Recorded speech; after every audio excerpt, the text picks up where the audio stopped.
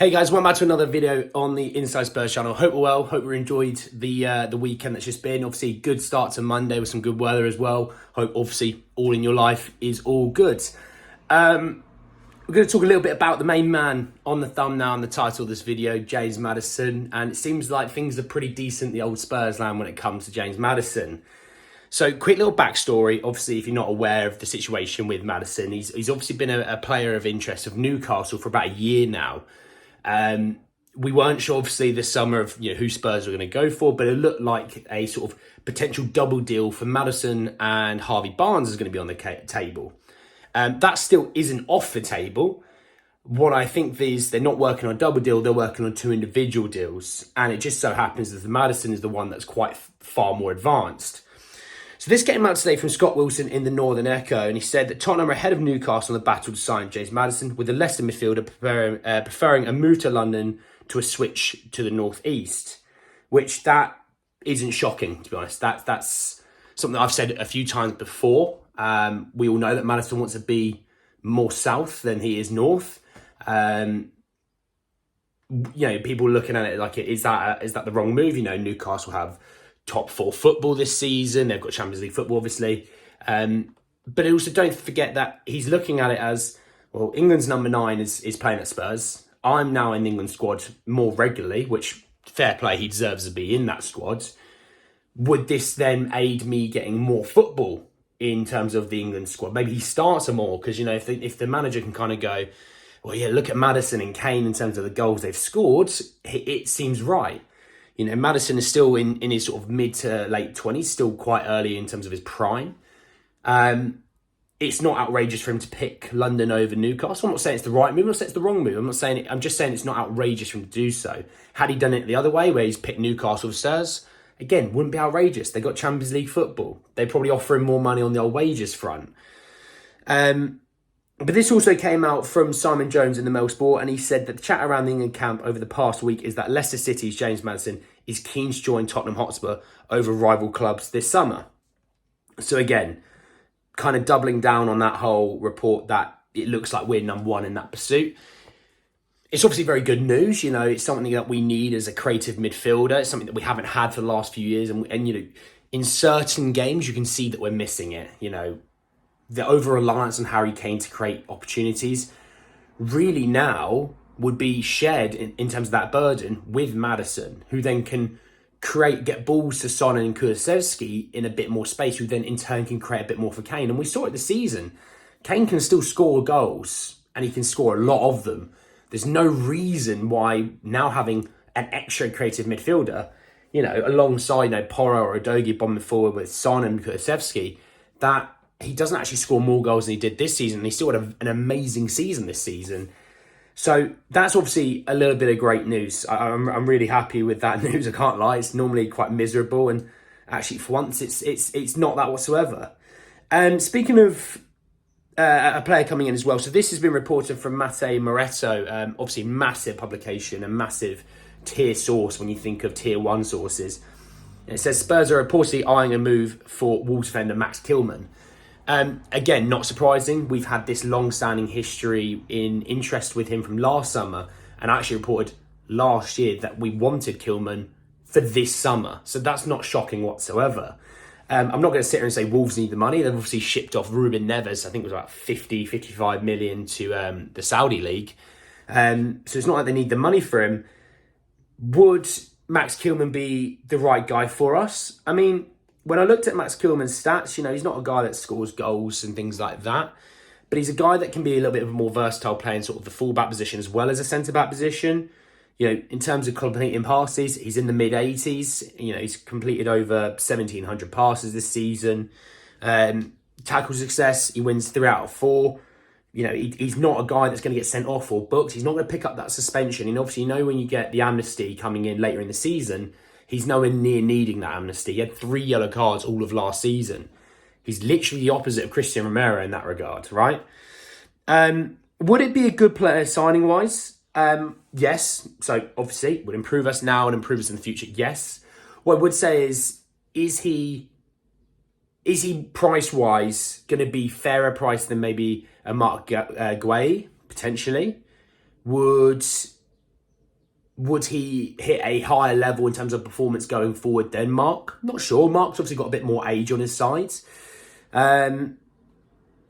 It seems like, when you look at a lot of the news reports, that this year we're working on more of a data-driven style when it comes to our players coming in. Who would suit the Postecoglou system best? Let's bring players in that suit the system. It's mind-blowing that that's only just come around now. With all the years we've had this data-driven system, that we've only started to bring in players that suit the system now. So, in that regard, it's coming in now. We should be happy for that. So, not the world's worst thing when it comes to that. Speaking of maybe a centre-half leaving the club, that would be Joe Rodon. So, obviously, Joe Rodon spent last year, obviously, playing in France in the Ligue 1, and he was playing for Rennes. From Alistair Gold, it says, Joe Rodon will be looked at by Ange Postecoglou, but is likely to move on to get regular starts following his loan season at Rennes, with interest from both the Premier League and Ligue 1.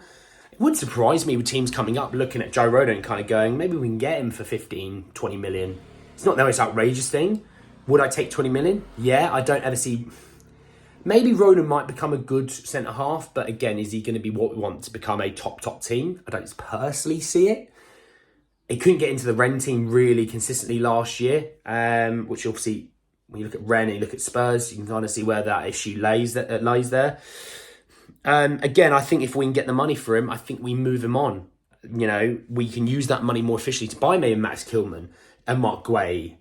I know we've seen reports this year, this sort of last few days from Fabrizio Romano that the Spurs are looking at Edmund Tapsoba. Again, it's all these things that we could use the money more sort of efficiently to build out a proper squad. And by a proper squad, I mean players in positions and in depth that can really benefit the group, can really benefit what we want to going forward. We're not going to be playing every 3 days. We're going to be playing every 5, 6, 7 days, potentially, even more. So we need to be able to bring in quality. We don't need depth as much this year. We need quality. And if we do have depth, it's quality within that depth, And I know I mentioned Simon Jones earlier about how the England camp, have been saying, Maddison to Spurs, that's kind of going to happen. He's also talking about a player leaving Spurs. And I mentioned it with Pierre-Emile Højbjerg leaving. So he sort of says, with Højbjerg having 2 years left on his contract, he's unsure about committing to a further deal. Postecoglou is happy to move on, while the Dane is attracting interest from the Premier League, Bundesliga. He says including Bayern Munich, but we've obviously seen multiple reports that it's not going to be Bayern Munich, but the Bundesliga are keen. So I don't see it being a Dortmund. I mean, there are no loss to Hood, who obviously went to Brighton, but I don't see it being Dortmund as such. At Leipzig, would a Leverkusen go in, even though they're getting Granit Xhaka? I'm not sure. But I think with Højbjerg, you could get 20 million for Højbjerg, maybe even a little bit more, maybe a tiny bit more. Again, inflation, we bought him for 15 million with a tiny bit of inflation, maybe it is 20 to 25 in there, I think it'd be right to move on from him in terms of he's at that age where he's in his prime. The value's probably not going to get any higher than what it is. You're not going to get 40, 50 million for him ever. You actually maybe would get 30, but I think you can get 20 to 25 somewhere in that realm. Let's take it. Again, take it. Maybe send that money into the Maddison deal. Maybe send that money into a different deal and sort of use the money efficiently. And that's all it's ever been. That's all we should ever try and do, is use money that we get from any sales efficiently. Don't be looking to draw out every single penny that you possibly can and drag it on and on and on. Say, look, that's a pretty decent deal. We might be able to get a little bit more, but if we get rid of him now, we can act quickly in the market. And that's how big teams work. They act quickly in markets. We've had moments and times we've had moments and times we haven't. This would be a really good summer. We do get him in early, give the new manager a fighting chance, and develop the style of play, develop a team ethos, a team mindset that are really going to help us actually kick on to become a club back in the top four and regular top football like we have had in the past. It should be no different this summer, where we have a situation where we're not playing every single 3 days, where the manager can get time to work with his squad. He doesn't need as big a squad as well.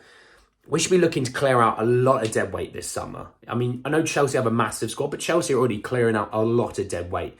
We look at Edouard Mendy's off to the Saudi League, Ziyech, Pulisic might be leaving, Aubameyang, Gallagher, Koulibaly. I could go on. Kovacic is obviously in there. We should be looking at the same sort of mindset. We've got a lot of players who were out on loan last year who we're not going to use, or who have value. Move them on quickly. Use that value, because some of them aren't going to get any higher in terms of value. For my opinion, Lo Celso, I don't think is going to get as much value going forward as he might have this summer. So cash in, use that money, and use that money efficiently. Get the Maddison in. I know we were thinking about Alex Scott from Bristol City. Good young star. You know, maybe it's Harvey Barnes. Maybe it's Tapsoba. Maybe it is Guay or Kilman. Raya, obviously, I know that deal's been agreed in terms of contract terms, and we're speaking with Brentford, but obviously Brentford really want to hold out for as much money as possible. They're in no rush to sell. We, in my opinion, should be having it done before July. That's what we should be doing. So he's then in for the first day of pre-season training. So, guys, that's sort of the end of the video. It was just a quick little roundup, obviously, of the rumours that have come out today. I think there's some really good quality rumours, a lot of good quality tier sources there.